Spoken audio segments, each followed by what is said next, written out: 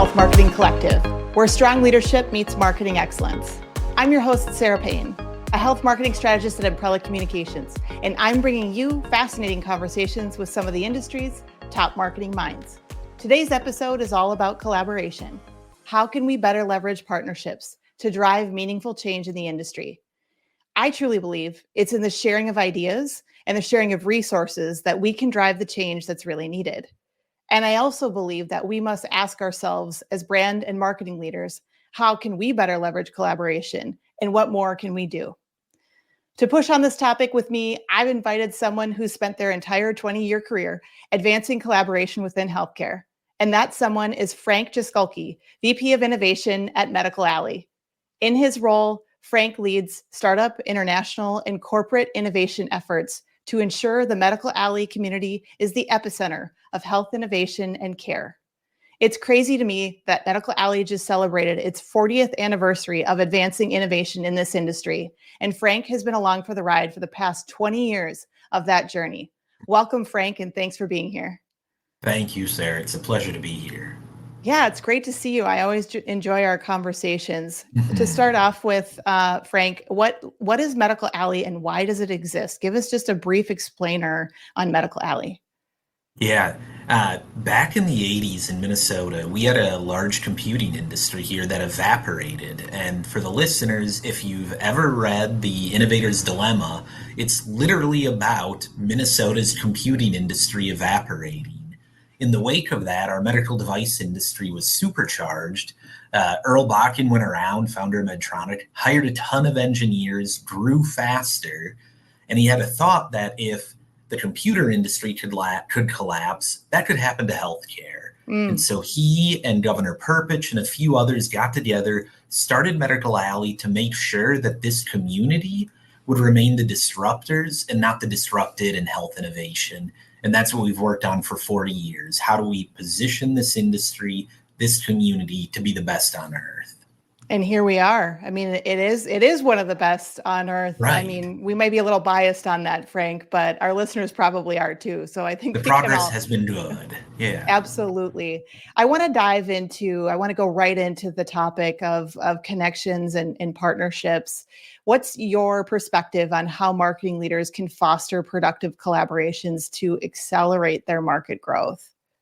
Yeah, I think one of the first things I always come to on the marketing side of the world is that mindset of abundance versus scarcity. It's sort of trite and overdone. We've all heard it, but I see far too often that brands and companies don't truly embrace it. And they're thinking about competition in a way that I would argue is outdated. There's still competition, but your competitor today could be your partner tomorrow, or maybe even an hour from now. And not enough organizations have that mindset of looking at the market more than just transactional or zero sum, but looking at how what they do contributes to the success of others and how what others do might contribute to their success. And when you come at things with that frame, I would argue you start to see opportunities in the market, ways of positioning your company, ways of developing new value that are far greater than what a company can do on its own or in more traditional manners where, for you to win, your competitor has to lose. Yeah, no, I really love that thought, Frank, and I think you're absolutely right on that. And I want to ask you, where do you think we're lacking partnerships in the industry? What areas need more emphasis to really drive effective change? Yeah, I think there's two big areas for healthcare. One is cross-sector. So if you think of like payers, providers, and then technology device or drug or digital, whatever it might be, most of the time those entities only interact when it's about a sale or a contract. The payer and the provider are negotiating, often angrily, over what rates are going to be. Or the device company is trying to get the hospital to buy one more product. And it is very much about the one entity trying to get their piece of the pie. And at the other end of it, you got the patient who is dealing with complex issues. You know, societal problems of healthcare is expensive, and we're all challenged by that. And I think as an industry, we are not enough thinking about how the actions of one part of healthcare impact the other parts of it and vice versa, and learning from each other, gaining understanding of each other, and then using that knowledge to create new value offerings, to create new businesses, to create new ways of working together that aren't just, if I pay a higher rate as an insurance company so you as the provider do better, then I've got to raise premiums and my customers are unhappy. The second area where I'd argue there's not enough partnerships, or maybe not the right types of partnerships, has been leveraging the broader technology industry into healthcare. So too often we see technology companies, startups and established ones, who don't understand healthcare, don't understand the nuance of it, maybe have that Silicon Valley mindset of, move fast and break things. And they don't appreciate that in healthcare, if you break things, it might be someone's life. Right. On the other side of it, you have a naturally conservative healthcare industry, right? People are at risk. If something goes wrong, harm is significant. But we have underlying technology platforms, our IT systems that are decades old, were built for a different purpose. Like, I know companies that still are using mainframes for some of their technology platforms. So I think getting the technology industry to better understand the nuance of healthcare and the why that we have to sometimes move slow, and the healthcare industry better understanding what modern technologies, better software can do to open up their businesses, to make them more competitive and more patient-centric. I think that has been a missed opportunity of two large sectors of our economy that speak different languages and sometimes are not humble and empathetic with each other, and that results in conflict. Yeah. Have you seen some specific examples where it's going really well, or some shining stars, if you will? Because one of the interesting things, I think, just for 1 second here, one of the interesting things I think we've seen is we have seen a lot of big tech come into healthcare, right? They see the opportunity, and the growth potential there, but not everyone's having success, right? So, Amazon's failed venture of Haven, that folded with JP Morgan, and the third partner I'm totally forgetting right now. Berkshire Hathaway. Thank you, Berkshire Hathaway. And then we've seen a lot with retail as well, getting into the health sector, and now Walmart is pulled back. Of Walmart pulling back. And so I'm just curious, love the sentiment on, more cross-sector collaborations, more tech collaborations, but we've also seen some areas where it's failed. So do you have some examples where we have some more promising examples? Indeed. And a comment on the failure first, but there definitely have been successes. I think Haven is a great example of when the tech community doesn't have empathy or understanding. Fundamentally, what they were proposing is concepts in health insurance that, our friends at the Blues or at United Health Group had done 20, 30 years ago. Sure. Right? Like, those platforms were already out there. When a group comes into healthcare and doesn't have that understanding of what's already been done, or why maybe it didn't work in the past, you run into problems. Where it has worked is when they've married those two pieces together, an understanding of healthcare and modern technology platforms. And two examples I'd give: one, a startup company here in Minneapolis called Doxy. It's an orthopedic surgeon who came out of Allina Health, had an idea for a digital physician preference card. Physician preference card, pretty basic thing. The docs and the nurses have on there a list of the supplies they're going to need for the specific type of surgery. It's often a printout. It gets hand annotated. No one can read the handwriting. It doesn't get updated. There's a lot of inefficiencies, some risk of errors, but also a lot of wasted supply. Product comes into the OR, opened up, no longer sterile, but not used. Has a cost, doesn't add value. Doxy digitized it, put it on a mobile phone.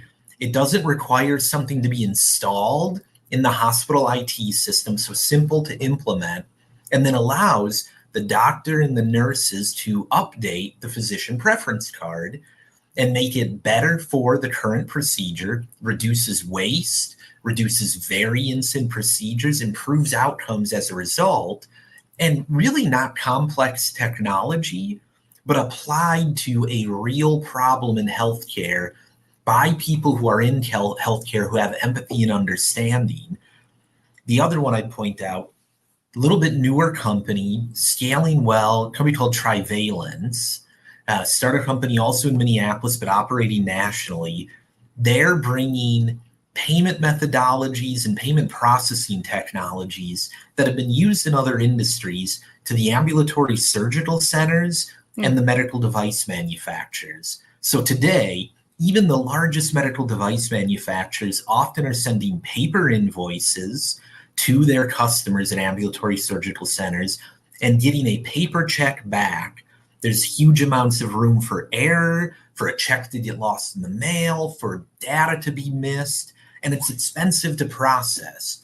Trivalence digitizes that, makes it easier for the right information to go back and forth, for payments to be reconciled, to be accurate, to get paid faster and manage cash flow. The technology is not simple, but it's things that have been done in other industries. And this technology team paired up with a healthcare team and brought their combined knowledge to the problem. And that, I think, is really the secret sauce, is the combined knowledge of tech and healthcare working arm in arm. That's led to better successes. Yeah, I think it is. Yeah, I think you're right. You're spot on with the combined knowledge. I think perhaps those failures underestimated, to your earlier point, right? How much legacy knowledge and foundation has already been built that really should be leveraged to then improve upon, to then iterate on and further disrupt with and through technology. I want to talk a little bit more about trends in the industry. You know, marketing leaders need to keep trends in mind if they want their brands to stay relevant in the conversation, particularly as they think about themselves as thought leaders. What are some of the trends that you see shaping the industry landscape over the next few years, Frank?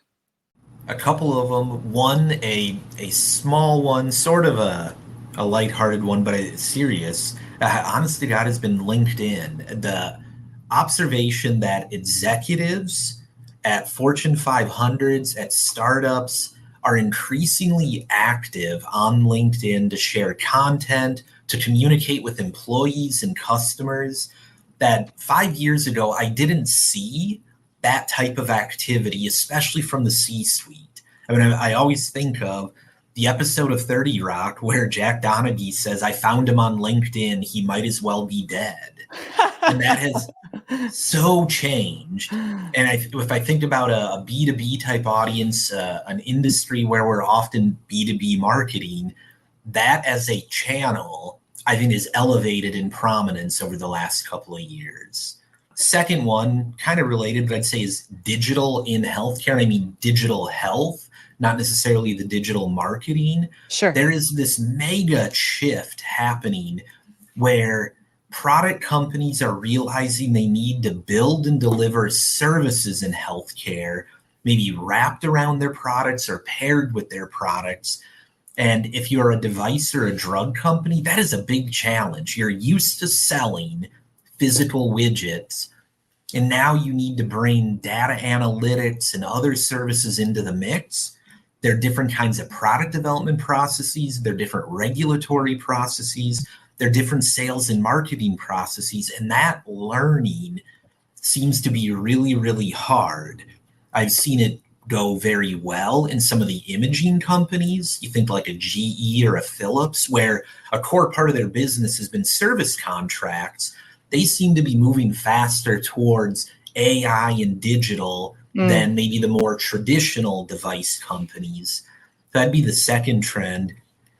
And then the third trend I'm starting to see more and more is open innovation. Kind of to that original point of like having an abundance mindset. We have an industry in healthcare that is highly dependent on intellectual property and the protection of it. whether that's in device or in drug or in hospitals or in payers. More and more, we're seeing companies where they are collaborating with universities, with startups, with other large companies, with financial institutions, with accelerators and incubators to get more creative in developing new solutions, especially when you think of like digital or other areas that might be newer to those sectors, where they're going out and finding who has that knowledge that they don't have that they can pair up with. Great. No, those are all really great points. And on the LinkedIn side of things, it's interesting you went there because I'm planning to do an episode sort of all around sort of the explosion of LinkedIn, and there's a whole healthcare community that Yeah, right. very rich conversation, and I actually want to go to the people that are on the LinkedIn side actually running that, because I've kind of got a question about the chicken or the egg on that. Like, what happened first? Did they start to see data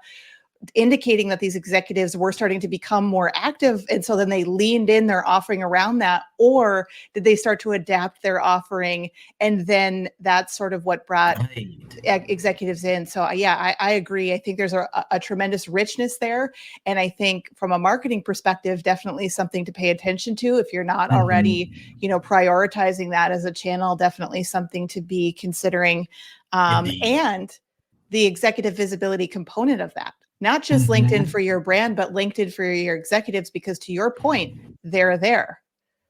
Jack Donaghy was wrong. Yeah. I mean, I will be excited to listen to that episode because it really is different today than it was a few years ago. And you can tell, I mean, this is a little in the weeds on it, but when you go and look at some of the comments or the timing of things, sometimes you can tell when it's been, it's been the professionals. It might have been some of your team who have put together a message, but there's a lot of content on there where it's pretty darn clear they are writing it themselves. They are active on it. And that's been an eye-opening thing for me, and the opportunity it creates, like for our company, for our brand, to tell our story and connect with influencers and partners and customers.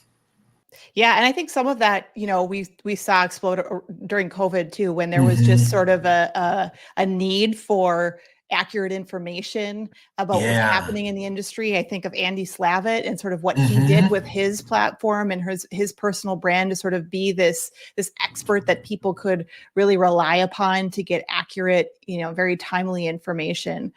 I had another topic I wanted to get your thoughts on, Frank. What about preventive medicine or functional medicine? Do you think we'll get to some meaningful work there as an industry? And I know you're very active, Medical Alley is very active on the policy side as well. I'm just curious if the incentives will ever be there to motivate more organizations to focus in this area. You said the key word there, the incentives, right? We all know prevention is the right thing. It's a good idea. All of us as individuals, as employers, as society, we have the best intentions. And then I don't know about you, but for me, it's like I eat one potato chip, I'm eating a bag of potato chips. Yes. And there are lots and lots of companies who have tried to build a business around wellness and prevention. And they often run into like two big challenges. One, if they go for wellness, it's so broad that the impact is diffuse. Right? The best companies are able to show a small percentage change across a population, but only a big giant population in a little percentage. And then there are ones who they try to go more specific disease or condition, and they're able to have impact, but it's very expensive, and we don't have the payment mechanisms in place to really cover that. I think that is changing. The slow march towards value-based care gets us closer, maybe not to like childhood prevention of heart failure when we're 60, but to investing more into things that are, like pre-diabetes, more near-term preventable things. And over time, I do think we'll keep marching in the direction of more prevention, more wellness being covered by insurance, being incented through technology, through our workplace. But it is fundamentally a really hard thing because it comes down to they've got to get you or I to change some behavior. Yes. And as good as marketers are at doing that, it's hard. It's Yeah, hard. especially with whatever they're sprinkling on those potato chips. Exactly. Yeah, Right. I Like mean, I think, yeah, and our insurance company is not going to beat out Doritos. right, right. Yeah, and maybe I'm an idealist, Frank, but I really do think, well, okay, pun intended on this with the potato chip reference, but I really do think there's more appetite for a Hmm. focus on preventive medicine than there has been in the past. But the incentives just aren't Yeah. as robust as they need to be. And so I think that's maybe where we need to see some more work to be done. But I do think as a Yeah. population of people, we're becoming more educated, I think, on the impacts, right? We're starting to see research on, the different sort of lifestyle impacts of Yep. different choices we make. I multiple times this year there's been more things about processed foods and the Hmm. impact of that. So yeah, I'm I think hopeful. you're 100% right about that. There, it feels like there's a slow culture change happening Yes. that might create the demand side to make more of the preventative and wellness type businesses work. The one I think a lot about is how alcohol consumption has Yes. changed in the US, right? Yes. We've done all this work on getting healthier and food and everything. And the one that seems to have hit is drinking. But then I look at the flip side, all the work that we've done on smoking cessation for the last 40 years now that has made huge inroads in taking down smoking rates. And talk about culture change, the way we now think about marijuana and how much that, along with e-cigarettes, has led to an explosion in smoking again. And Yeah, I think it's a fascinating thing, and really it's a marketing thing of it how is. culture has changed its view of these different activities and then the impact that may have on public health. Yeah, absolutely. And I do think going back to the responsibilities that we have as marketers and brand leaders, Mm-hmm. you know, putting emphasis on awareness campaigns can drive positive change Yeah. and positive impact that will, lead to greater adoption of, whatever therapy, intervention Mm-hmm. it is that your organization is selling and makes available in the marketplace. And so I do think we see a lot of positive signs of that. But to your point, sometimes the pendulum swings in a different direction, right? Because people might believe that the e-cigarettes are somehow less dangerous, right? And Mm-hmm. perhaps that's a step towards cessation. And then now here comes a study that says, turns out those might be more addictive than nicotine, right? So it's the what we don't know piece of it that Right. that is interesting. And so I think the science over time helps sort of prove out some of that the societal shifts in behavior. Mm-hmm. I'm interested in your take on brand positioning in a competitive landscape. There are obviously Yeah. many different players vying for attention in this industry. And what's your take on how companies can really effectively differentiate their brands? And what role do you think innovation plays in helping to sort of shape that brand positioning? Yeah. Two big thoughts. One, um, there is I feel like there is a lot of hesitancy on the part of established organizations to be innovative in their brand positioning, in their marketing. They worry about rocking the boat or if things don't work. Mm, And short term, that probably works. Long term, it leaves them open to competitors. And we're seeing that all over healthcare right now, where organizations that have done well in the world as it existed for a long time were not able to respond when new entrants came to the market and didn't appreciate how rapidly the market could shift. Healthcare does not move fast, but it does move. And I won't name names, but I would argue there are organizations today who are waking up to their foundation has been eaten out by competitors that are picking off different pieces of the business.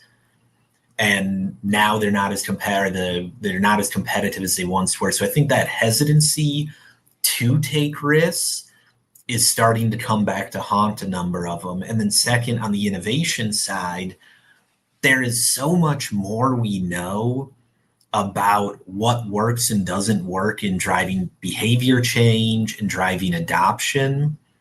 But there are still so many organizations that are kind of doing the same thing they've always done. And I think digital technologies, whether we're talking LinkedIn or targeted advertising, there are so many things we can do now that make it easier to try new things at low cost and take risks that aren't going to sink the ship.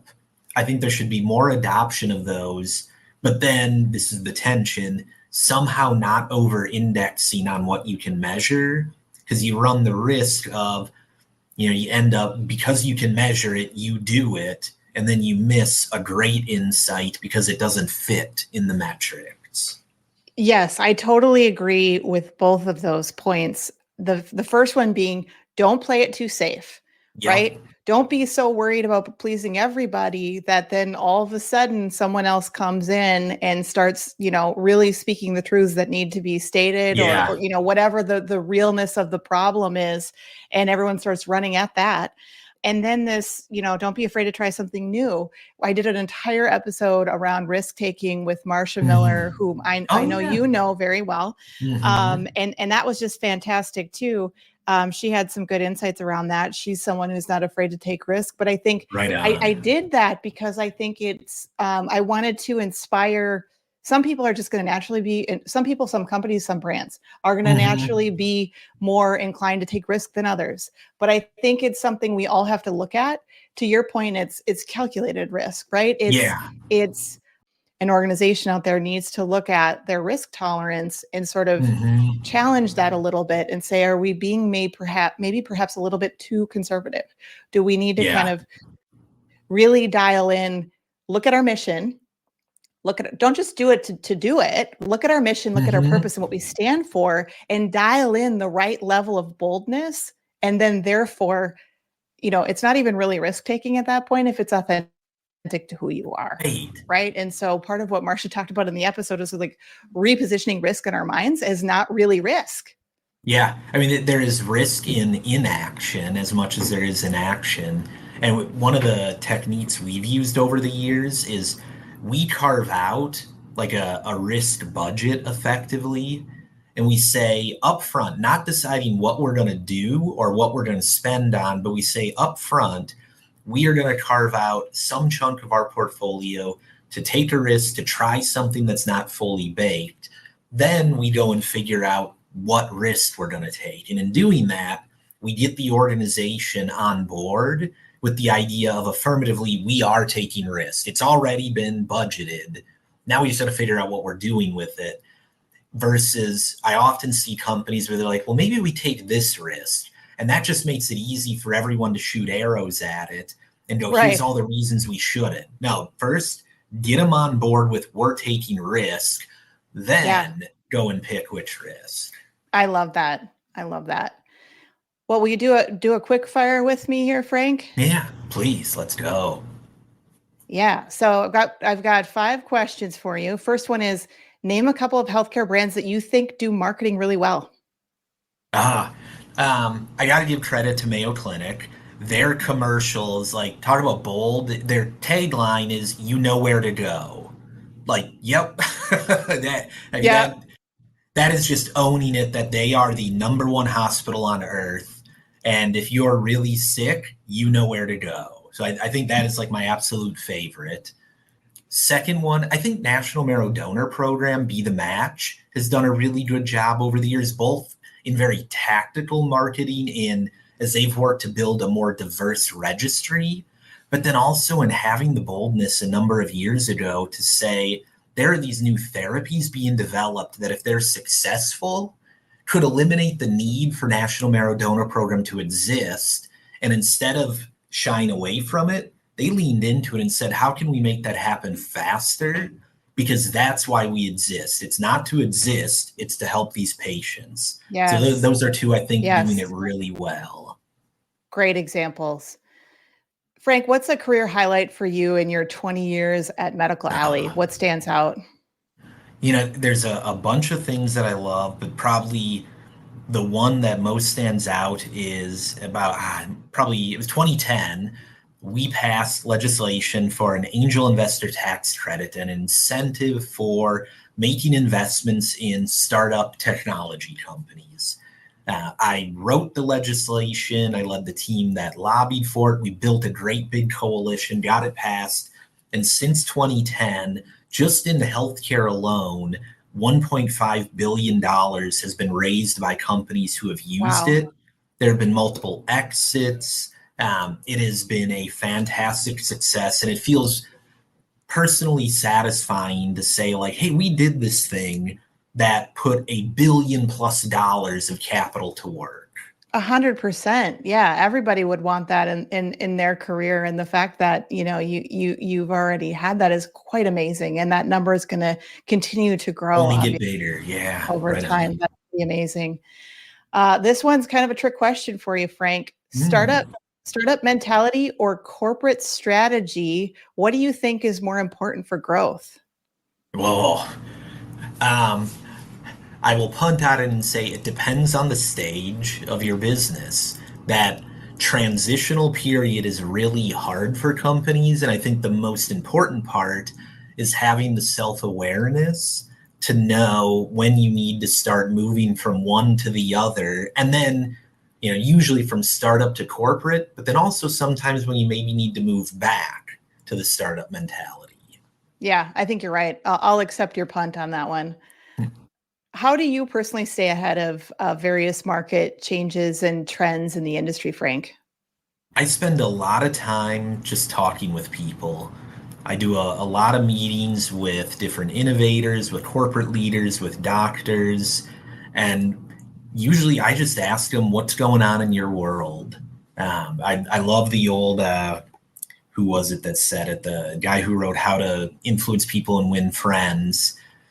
He had the idea of, to be interesting, you have to be interested. Yes. And that has served me well for 20 years. Love that. So great. What's the best podcast episode or book on leadership that you've consumed recently? Oh, I am a huge Seth Godin fan. And I also love that he trained as a biomedical engineer originally. So very, connected into this kind of world. And he did one, it was actually an old episode, but I hadn't heard it before. He did one on libraries and on why they existed the way they do and how they're evolving. It was not about leadership, but it was about leadership and this idea of making knowledge available is a powerful way to influence culture, to drive positive change, and to advance your business. I'll have to check that one out. Certainly no shortage of talent with that guy, is there? Well, this has been really fun, Frank. Thanks for doing this with me today. How can listeners get in touch with you? Thank you. It's been a pleasure. Best way to find me is on LinkedIn. You can look me up, or email is always easy. First initial, last name at medicalalley.org will get you any of our staff. Please do reach out anytime if Medical Alley can be of service. Love that. Thank you, Frank. Well, as always, so many great insights today. If you're feeling inspired, do us a favor and subscribe wherever you get your podcasts. Thanks for being part of the Health Marketing Collective, where strong leadership meets marketing excellence, because the future of healthcare depends on it. We'll see you next time.